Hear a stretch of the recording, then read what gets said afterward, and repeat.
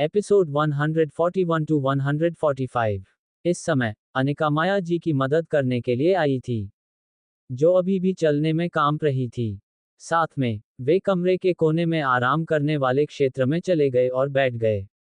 अर्जुन ने भौहें सिकोड़ी, कार्ड निकाला और काउंटर पर रख दिया। उसने शांति से कहा, कृपया अपने मैनेजर को बाहर आने के लिए कहें। काउंटर पर बैठी युवती पहले तो चौंकी, फिर उसने व्यंग्यात्मक लहजे में कहा, सर, क्या आपको वाकई लगता है कि उस कार्ड में 100 अरब हैं? क्या मजाक? बूढ़ी औरत के बाद एक युवक था। क्या पूरा परिवार पागलों से भरा था? हालांकि अर्जुन ने हल्के से मुस्कुराते हुए कहा, तो मैं पैसे निकाल लूंगा।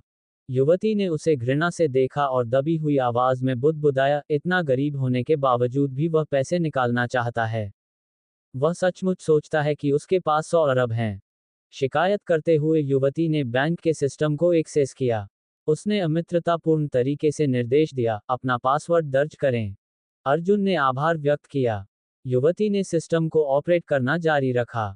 हालांकि जब उसने कार्ड का बैलेंस देखा तो वह चौंक कर खड़ी हो गई और उसका जबड़ा जमीन पर खुला रह गया। उसके चेहरे पर घृणा और अवमानना का भाव तुरंत ही आश्चर्य और अविश्वास में बदल गया। इसी समय काउंटर के पीछे खड़े अन्य कर्मचारी उसके चारों ओर इकट्ठा होने लगे।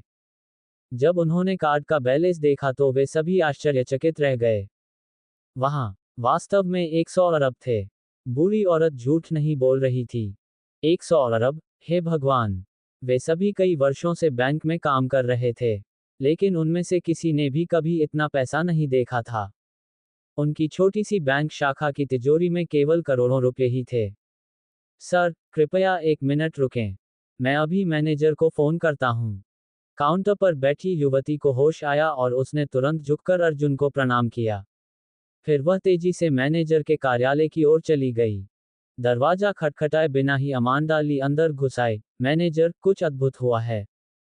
अतुल सिन्हा उस समय कार्यालय में अपनी प्रेमिका के साथ इश्कबाजी कर रहा था, और उसकी प्रेमिका एक बैंक टेलर थी जो ड्यूटी पर थी। अमांडा बिना अनुमति के अंदर आई थी और स्वाभाविक रूप से उसने उन दोनों को देखा था। इसलिए वह जल्दी से वापस जाने के लिए मुड़ी। पैट्रिक का चेहरा ठंडा हो गया। उसने डेस्क के नीचे बैठी महिला अधीनस्थ को जाने को कहा और फिर अमांडा से ठंडे स्वर में कहा, अमांडा, तुम इतनी परेशान क्यों हो? क्या तुम्हें पता है कि कर्मचारी संहिता का अनुच्छेद 17 क्या है? अमांडा अब डर से भर गई थी। उसने अपना सिर नीचे झुका लिया और बार बार माफी मांगने लगी। ड्यूटी पर मौजूद दूसरी टेलर ने अपने कपड़े पहने, अमांडा पर झल्लाए और सिर ऊंचा करके चली गई। बताओ, क्या बात है? पैट्रिक नाखुश था। उसकी मौज मस्ती बीच में ही रोक दी गई थी। ऐसी परिस्थितियों में कौन दुखी नहीं होगा? अमांडा ने जल्दी से समझाया, मैनेजर, बाहर एक बड़ा ग्राहक है जिसके कार्ड में 100 अरब का बैलेंस है। 100 अरब? टकराना! सिन्हा अचानक अपनी कुर्सी से उठ खड़ा हुआ। उसकी आंखें खुली हुई थीं और सांसें तेज चल रही थीं। किसका बैंक बैलेंस 100 अरब हो सकता है? ये तो बताने की जरूरत ही नहीं थी कि वह व्यक्ति उसकी छोटी सी शाखा में आया था। यदि उसे 100 अरब का भी वित्तीय निवेश मिल जाए तो उसे पूरे साल काम नहीं करना पड़ेगा। इसके अलावा अगले साल उसे पदोन्नति देकर शाखा अध्यक्ष बना दिया जाएगा। यदि यह बड़ा ग्राहक उसकी शाखा में पैसा डाल दे तो वर्ष के लिए उसका प्रदर्शन आसमान छू जाएगा। हुआ यूं कि कुछ दिन पहले हेड ऑफिस में एक मीटिंग के दौरान ग्राहक जमा के मामले में खराब प्रदर्शन के लिए उनकी शाखा की विशेष रूप से आलोचना की गई थी। वे सभी अन्य शाखाओं की तुलना में अंतिम स्थान पर थे। सिन्हा इस मामले से बहुत परेशान था। यदि ऐसा ही चलता रहा तो उसे शाखा प्रबंधक के पद से बर्खास्त कर दिया जाएगा। बिना कुछ सोचे सिन्हा बाहर निकल आया। जल्दी करो, मुझे उसके पास ले चलो। जब वह लॉबी में पहुंचा और पहली बार अर्जुन को देखा तो सिन्हा थोड़ा झिझका। हालांकि एक बार जब अमांडा ने उसकी पहचान की पुष्टि की तो उसने तुरंत मुस्कुराते हुए उसका अभिवादन किया और हाथ बढ़ाकर उसका स्वागत किया। मिस्टर कपूर, आपसे मिलकर खुशी हुई। क्या हम वीआईपी रूम में इस पर चर्चा करेंगे? अर्जुन ने सिन्हा से हाथ मिलाया और सिर हिलाया। स्थिति को देखते हुए अनिका अपनी खूबसूरत भौहें सिकोड़ते हुए तुरंत वहां पहुंची। उसने पूछा, अर्जुन, क्या बात है? ये बैंक का मैनेजर था, वह अर्जुन के साथ इतना विनम्र क्यों था? क्या सचमुच उस कार्ड में कुछ गड़बड़ थी जो अर्जुन ने उसकी मां को दिया था? इस समय माया जी ने अनिका को यह बताना बंद नहीं किया था कि कार्ड में 100 अरब रुपये थे। स्वाभाविक रूप से अनिका को इस बात पर यकीन नहीं हुआ। अगर उनके पास इतना पैसा होता तो अर्जुन उसे उससे नहीं छिपाता। हालांकि बैंक मैनेजर का रवैया उसे संदेहास्पद बना रहा था।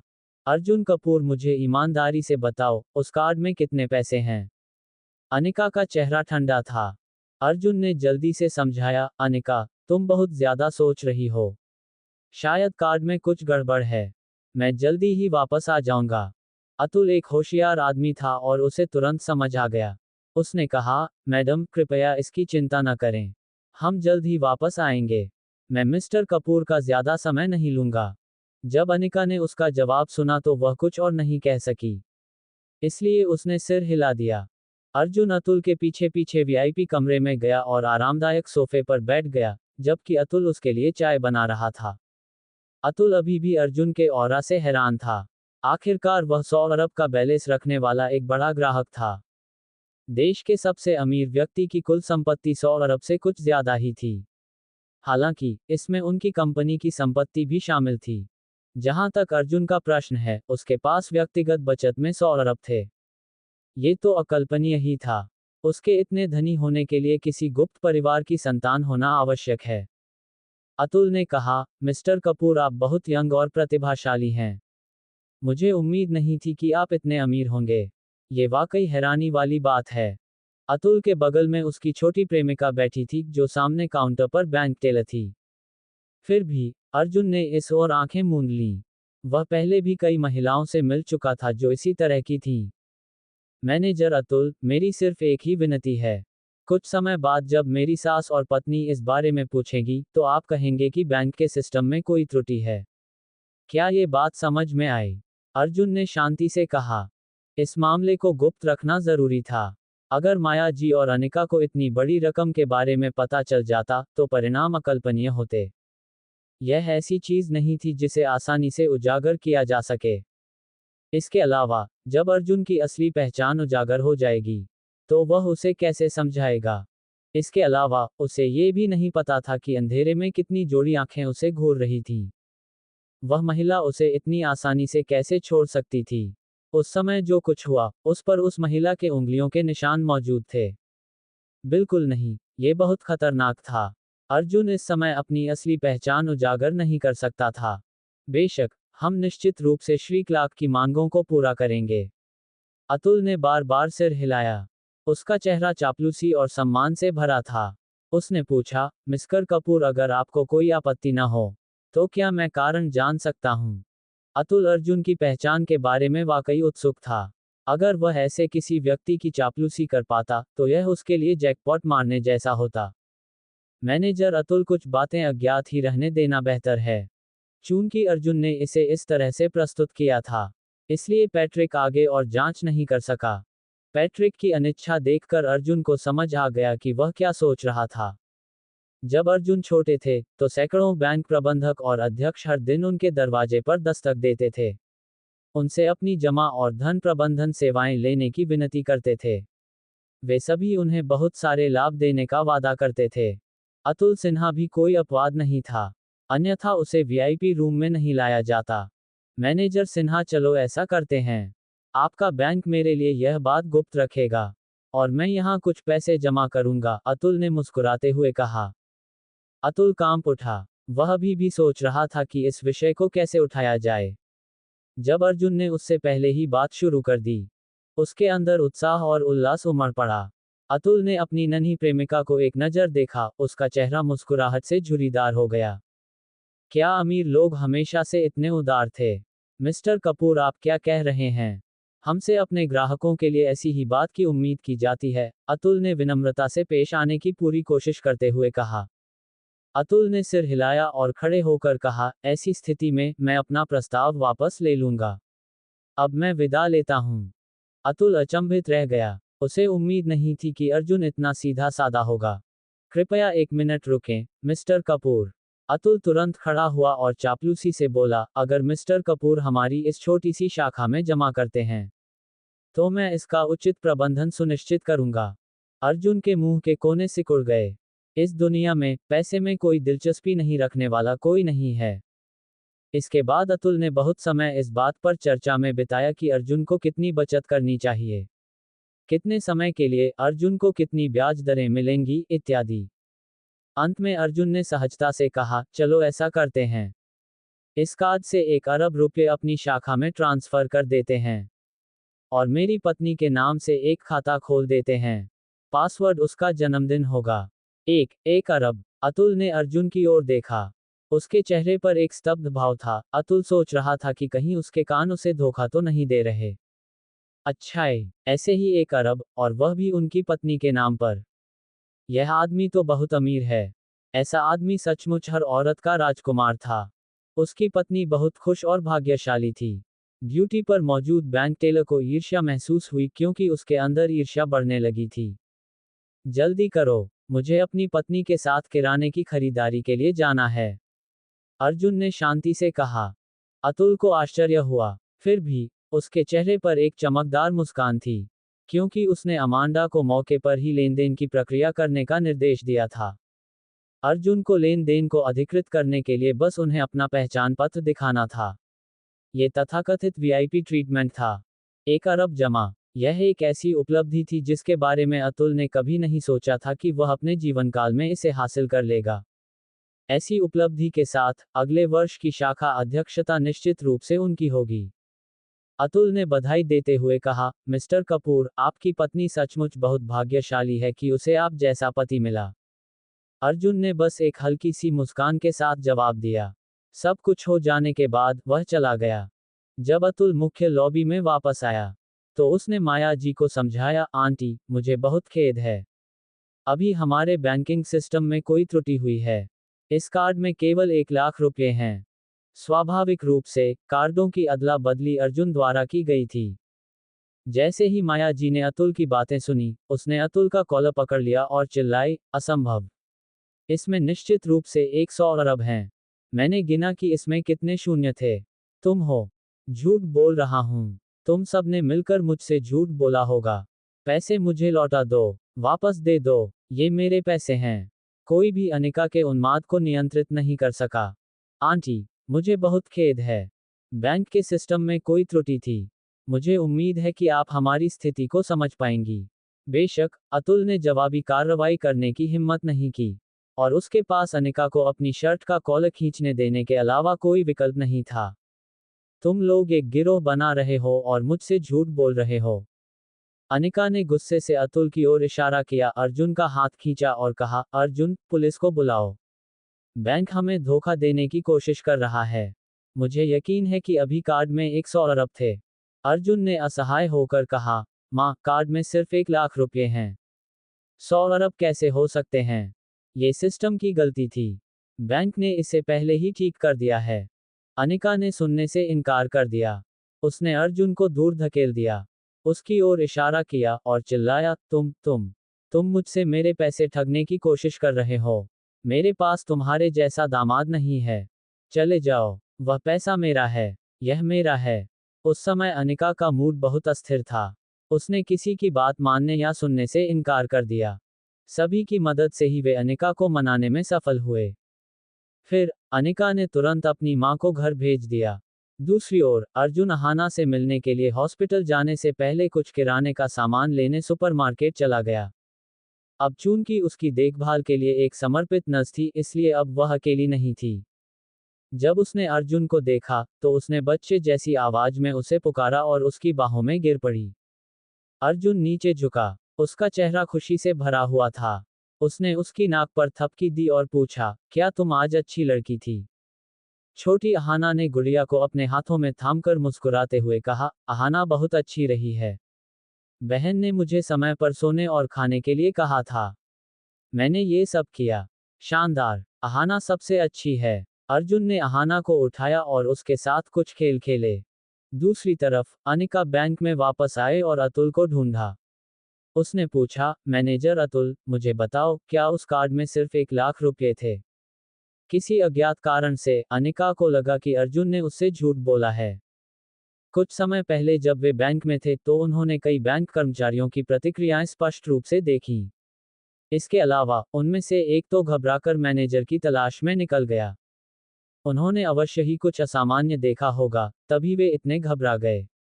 अतुल ने माफी मांगते हुए कहा, मिस शर्मा, कार्ड में वास्तव में सिर्फ 1 लाख रुपए थे। ये सिस्टम में एक त्रुटि थी। हमने पहले ही हेड ऑफिस को इस मामले की सूचना दे दी है। अनिका ने भौहें सिकोड़ते हुए सिर हिलाया। वह शायद बहुत ज्यादा सोच रही होगी। 2 दिन बाद हुआन ने अनिका को फोन किया और उसे और अर्जुन को डिनर पर आमंत्रित किया। रोहन ने कहा कि उन्हें तीनों के बीच के रिश्ते को ठीक से संभालना चाहिए। अनिका ने अर्जुन को इस मामले के बारे में बताया और अर्जुन ने तुरंत जवाब दिया, बेशक हमें जाना चाहिए। क्यों नहीं? तुम आखिरकार मेरी पत्नी हो। मुझे इस बात का डर क्यों होना चाहिए कि वह तुम्हें मुझसे दूर ले जाएगा?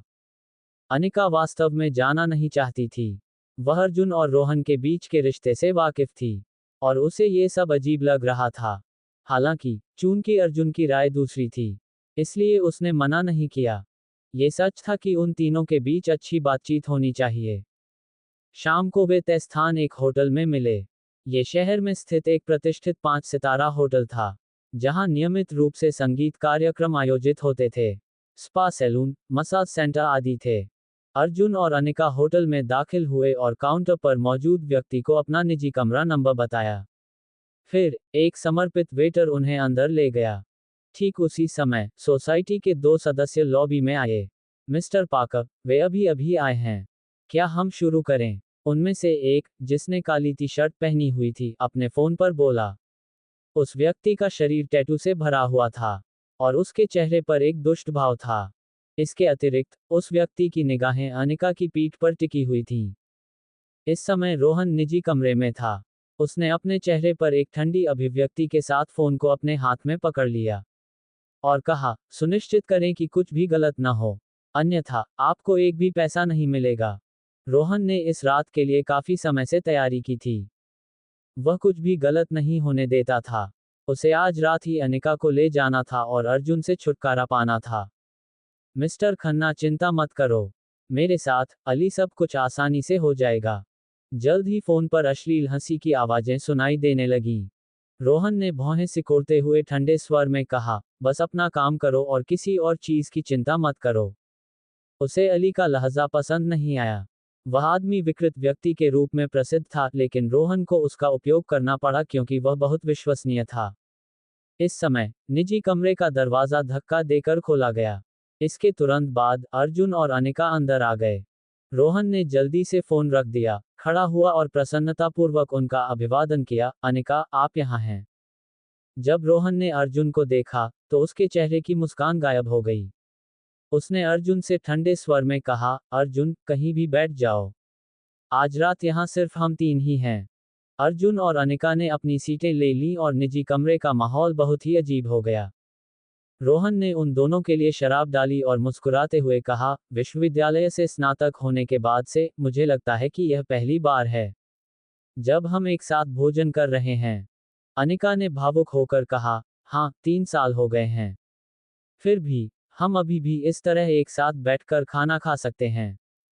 महिलाएं भावुक प्राणी होती हैं। अनिका ने जो कहा वह सचमुच सच था। अर्जुन उदासीन था। वह अनिका के पास बैठा और शांति से अपनी बाहें पार करके रोहन का प्रदर्शन देख रहा था। अर्जुन को नहीं पता था कि रोहन ने क्या योजना बनाई थी। फिर भी उसे पता था कि रोहन ऐसा व्यक्ति नहीं था जो आसानी से हार मान लेता। अनिका, अर्जुन, आओ हम टोस्ट करें। रोहन ने अपना गिलास ऊपर उठाया। अर्जुन की हिचकिचाहट देखकर रोहन मुस्कुराया और कहा, क्यों अर्जुन, तुम अब भी मुझ पर गुस्सा नहीं हो सकते, है ना? अनिका ने अर्जुन को घूर कर देखा, उसे लात मारकर मेज के नीचे धकेल दिया और अपनी आंखों से उसे संकेत दिया। अर्जुन ने एक क्षण सोचा और फिर उन दोनों के साथ अपना गिलास उठाया। भोजन के दौरान बातचीत मुख्य रूप से उनके कॉलेज के दिनों के इर्द गिर्द घूमती रही, जो पुरानी यादें ताज़ा करने वाली और उत्साहवर्धक थी। बातचीत के बीच में ही एक वेटर ने अचानक उन्हें टोकते हुए कहा कि कोई मुख्य हॉल में अनिका को ढूंढ रहा है, इसलिए उसे बाहर ले जाया गया। कुछ ही देर बाद रोहन भी कमरे से बाहर निकल गया और दावा किया कि वह स्थिति का जायजा लेने जा रहा है। परिणामस्वरूप अर्जुन को निजी कमरे में अकेला छोड़ दिया गया।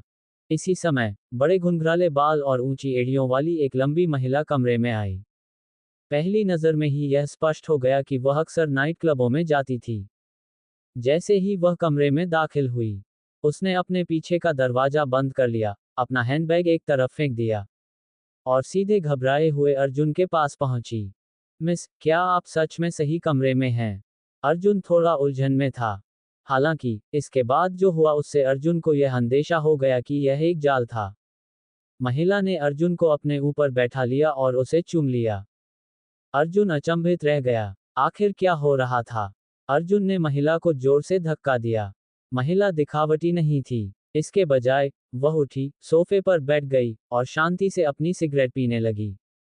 फिर, इससे पहले कि अर्जुन कुछ प्रतिक्रिया कर पाता, निजी कमरे का दरवाजा लात मारकर खोल दिया गया। तुरंत ही कुछ मजबूत और भारी टैटू वाले लोग अंदर घुस आए और सभी संभावित निकास मार्गों को बंद कर दिया। अर्जुन ने आंखें सिकोड़ी और तुरंत समझ गया कि क्या हो रहा था। सोफे पर बैठी महिला दौड़कर एक आदमी के पास पहुंची। उसके कपड़े अस्त व्यस्त थे और वह रोने लगी और सिसकने लगी, बिग अली, तुम्हें मेरे लिए न्याय मांगना चाहिए। अभी अभी उसने मेरे साथ जबरदस्ती की थी। फंसाना। यह एक शहद जाल था। अर्जुन को तुरंत समझ आ गया कि यह एक जाल था, जो खास तौर पर उसके लिए बिछाया गया था। यहाँ तक कि अपने पैर की उंगलियों से भी वह अनुमान लगा सकता था कि इसके पीछे कौन है। रोहन खन्ना, वह घृणित कमीना। प्रमुख टैटू वाले व्यक्ति अल हॉपर ने अर्जुन की छाती पर बुरी तरह से लात मारी और भयंकर रूप से गाली दी, फक। तुमने मेरी लड़की को छूने की हिम्मत की। क्या तुम मरना चाहते हो? अर्जुन ने चारों ओर ठंडे मन से देखा। दरवाजे और खिड़कियां बंद थीं। बाहर निकलने का कोई रास्ता नहीं था।